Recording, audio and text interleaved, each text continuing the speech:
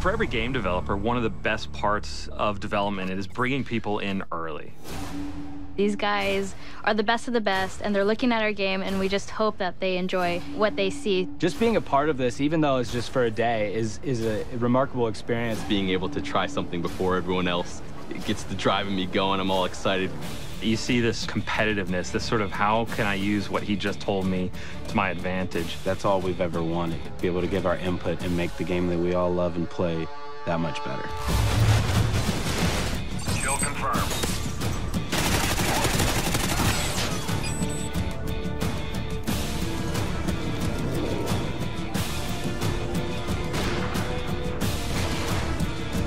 Crank really developed from the idea of playing again with the TDM rules. We've added this idea that once you get a kill, you become cranked. You start speeding up, you're running all crazy. And then you have 30 seconds to kill another enemy, and if you don't, you explode. And die. And all of a sudden it becomes very frantic Call of Duty. Lots of kills really quickly. I was running around the map going crazy looking for that last kill at the 2-second mark. You get a guy in your sights and someone comes in and steals that kill from you, and then you blow up. That's kind of a problem.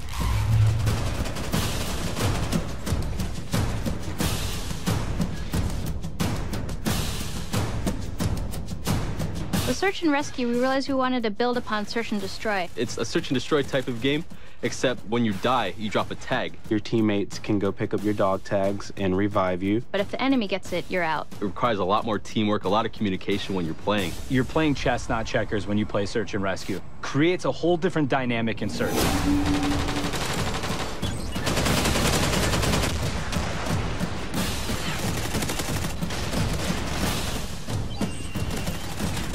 Reviving teammates and taking out the enemy's tags became another objective within the search and destroy mode. I think it's going to be a lot more strategy involved.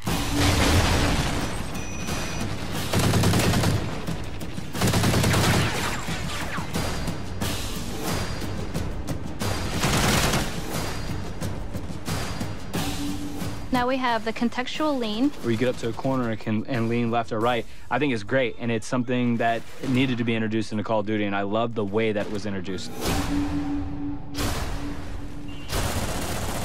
Knee slide's badass.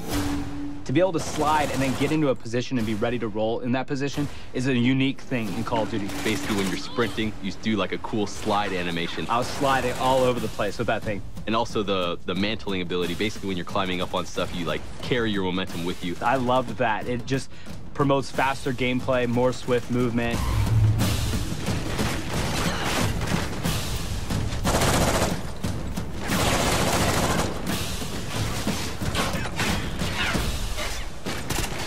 We brought back Assault, Support, and Specialist.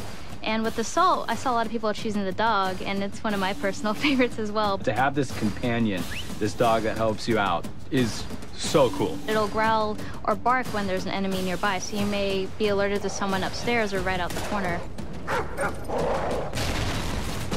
We haven't really seen that in Call of Duty before, to have real AI things that escort you around the map. That really appealed to me. We revamped the way we use UAV. Now they're called SATCOMs. This adds a different element as far as being able to hide these, stack them, put them off to the side, and then play a little bit more defensive mind, because now you can actually protect your UAV. The first tier will give players eyes on.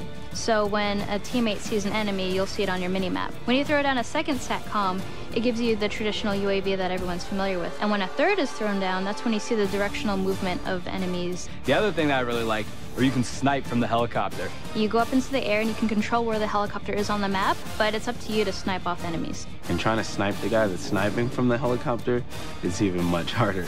It's definitely going to be fun. I'm going to love this every second of it. We're also adding a new robust perk system. Basically, they've split a bunch of perks from the old Call of Duties and made a pretty big list of them. Some perks may be more useful than others or more powerful than others. It may take up 5 allotted slots, it may take up 4, just depending on what you want to use.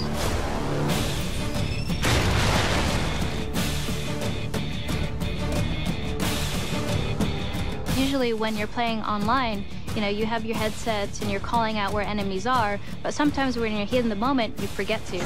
But Battle Chatter, it picks up on where the enemies are and it'll notify you. And there's a couple times where I turned around because there was a guy screaming and I was trying to figure out what he's talking about, and he's he's right. Like, there's someone on my 6, there's someone behind me. It gives you a better sense of where enemies are, even if you're kind of shy and you want to stay quiet throughout the game.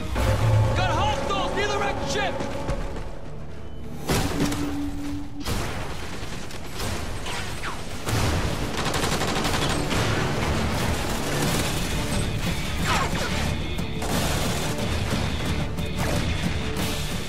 Working on Call of Duty Ghosts has been an amazing trip. We're getting close to the finish here. Everyone's really excited. We were a launch title for the 360, and now to be a launch title for the Xbox One, it's a really, it's kind of a fun, monumental occasion for us. We know it's a lot more work. We know it's a lot harder, and that actually, I think, just drives us more. And I'm really excited about how Call of Duty Ghosts is going to turn out on Xbox One.